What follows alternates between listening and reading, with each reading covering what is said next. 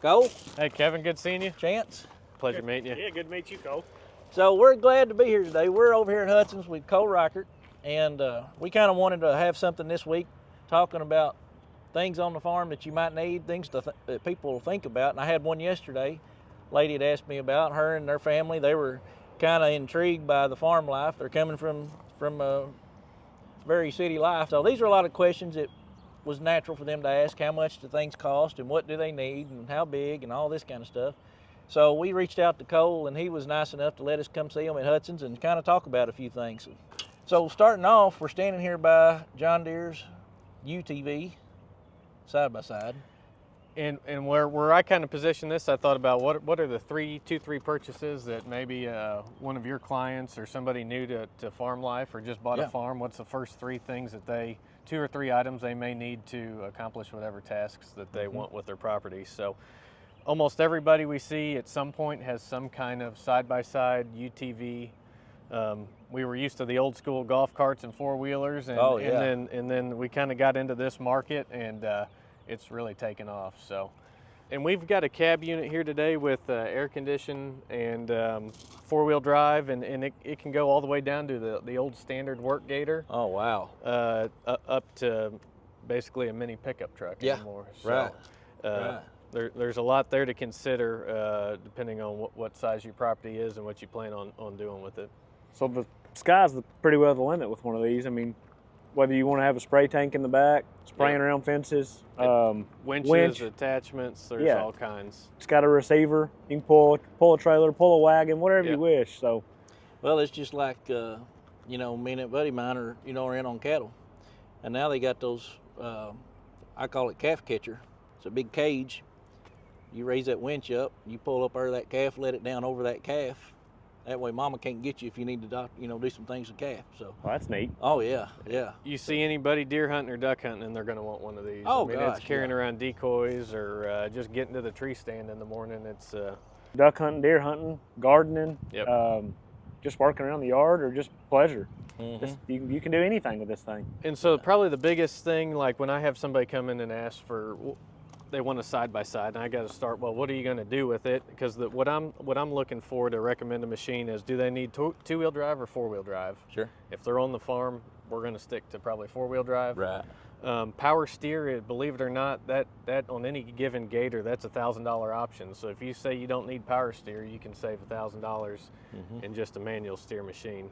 I'm gonna tell them they're wrong and they need it. Now, I've had one that didn't have it. They definitely need that. It'll wear you out after a while if you let it. It will. But, And then there's even options like the power dump bed. If you're loading gravel and dumping gravel or feed or anything really, you can have a power lift on that.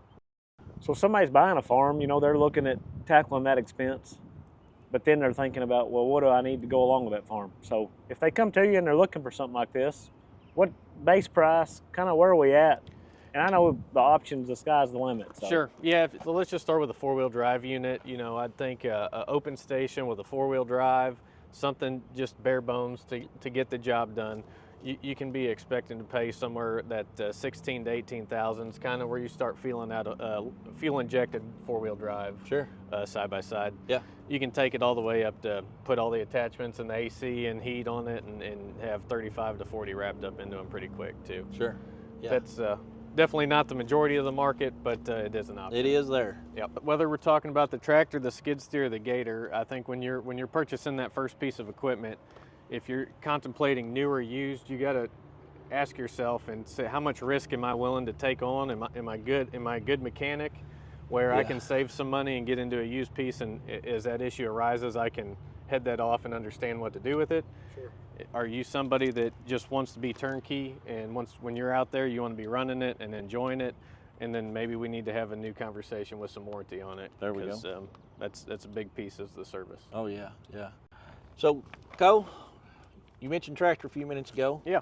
Let's go ahead and take a look and see what we got. And I'm going to guess, in this local market, these are probably, I don't know, are these the most popular sizes that you sell? Or? The reason I wanted to pick the 4 Series tractor, we see a lot of our first-time farm owners, hunting property guys, they don't need a full-size tractor. maybe they're not used to clutching and shifting on like we dealt with old style tractors. So this is my biggest tractor with a hydrostat. Yep. Comes in open station or cab, and it's probably the best tractor when we're talking about 5, 6, 7 foot implements, rotary cutters, Yeah. great food plot tractor. Even that entry level hay person that's going to maybe feed some small round bales. This one here is 44 horse, and I know they also come, mine was a 52, I think. And they offer a 66 and now a 75. In the 40s? In the 4 Series, yeah. In the 4 Series, wow. So, and the thing I like, I mentioned the hydrostat, is getting on a tractor this size for a lot of people for the first time is pretty intimidating. And having this hydrostat, it's just like getting on a small lawnmower, or sometimes it's easier to drive than a pickup truck. Yeah. You know, they just put the throttle on and you got 2 pedals there, and it kind of takes care of itself after that. Sure. So Yeah. you got a tractor this size. If you got a guy or man or woman that's not familiar with tractors, whether they're wanting to do food plots, whatever it is that they're wanting to use that tractor for, what's some of the different implements that that you can get for something like this? My most popular attachments to put on a tractor of this size is going to be, if you got any kind of gravel drive, is almost always sell a box blade and some kind of cutter. So those are the two The popular top things. two. Okay. You could work a tiller in there if they're going to do food plots or gardening. Yeah. But almost always a box blade and a 5, 6 foot rough cut rotary cutter. Yeah. You know, it's not going to mow your grass down like you're used to for a lawnmower, but it's Right. going to clip pasture and Right. some woodier material, and that's probably the number one attachment. Sure. And then fork, take the bucket off. The bucket comes off real easy. Pallet forks for picking up really anything. Big buckets of seed or any pallets of chemical or anything like that. For somebody that isn't very savvy on working on stuff, what kind of warranty comes with like the new tractors? Yeah, so the John Deere, the compact series, this is my largest compact. You get a 2-year bumper to bumper and up to a 6-year on the powertrain. Nice. Another thing I like too at the time of purchase is called a service maintenance agreement. You can prepay, say you're kind of in a rural area, you don't have a trailer to haul something this size. On any of the equipment we're going to talk about today, you can get a service maintenance agreement and know that, hey, for the next 3 years, while I'm in warranty, I want you guys to come out and inspect it, service it annually, and make sure I'm taken care of while I'm under warranty. Okay, that was a question I had, because not everybody has a trailer or the means or the vehicle to be able to pull equipment to and from. So that's a service you guys offer coming out? Yep, we've got service techs that are in the field, and when we talk about this bigger equipment, it's a lot easier sometimes for us to come to you as you to bring it in and load it up. Sure. That's great. So one of the greatest things too about having somebody like you is, you know, they may come to you with 100 acres and they tell you, hey, I want to do hay, I want to do gardening, food plots, whatever it is. You can tell them what horsepower, what implements. You can guide them in every direction they need for what's going to suit them best on their farm. And my recommendation's always been, and I tell all my clients this, is it's not an upsell for me, but I would rather sell you a tractor you can grow into than grow out of, because more times than not, you get too small horsepower, too small frame of tractor, and you're coming back not happy with the purchase you just made, and digging your way out is always harder than biting the bullet up front and getting something that's truly fit for the job. Sure. Well, listen, while we're talking, we also got something over here we're going to look at. Sure. So we moved over from the tractor. Now we're moved on up to something that I just would love to have. I've used one of these a couple of times, and good grief.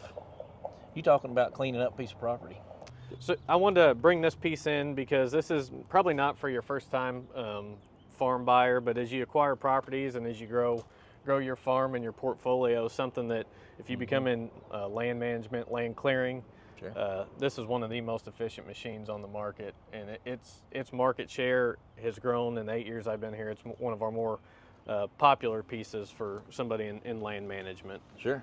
And really, it's pairing a skid steer with this is a heavy duty cutter, and it'll take 4 to 6 inch material and just pretty much wipe it out. And Just make sawdust out of it almost. something you just splinters. can't do with a tractor. Yeah. This is better at cutting that heavier woody material, Right. where a typical tractor bush hog is really designed for grass and the way it flows. Right. this doesn't cut grass as good, but this cuts brush a lot better Where a than bush hog won't. where a bush hog won't. Small saplings, briars. Yeah. This is better for This it. is going to take it down. Yeah. And it'll help you just open up trails if you're trying to clear off area for food plots or pastures. It's going to be your first pass to kind of really start getting that property where you need it. So a lot of people they're familiar with these, but they're not familiar with them. Most people think that the bucket, that's what they think of when they think of a skid steer, but that's not. This thing offers so many things. Tell us about some of the implements that this thing will run. So starting, I'm going to back up one step and say that when we talk about tractors, everybody's focused on horsepower. I'll hear a lot of people coming in saying they need an X horsepower machine on a track loader when that's not always what you want. This is ran by hydraulic power, and your implements are ran by hydraulic power. So matching up your operating weight of your machine and your hydraulic capacity oftentimes means more to me than the horsepower that engine actually produces. Sure. Because you can get in a bind by not pairing the right machine with the implement, and that's really where we come into play, saying what attachments are you going to need, and then maybe we'll talk about the machine in the same conversation, so that's a true match. But cutter's a huge one. Obviously grapples, you knock all this stuff down and it's going to be a mess for a while. Sure. The next best thing to put on there is a grapple, or if you have river bottom ground and the water comes up, you're going to have brush all over the place.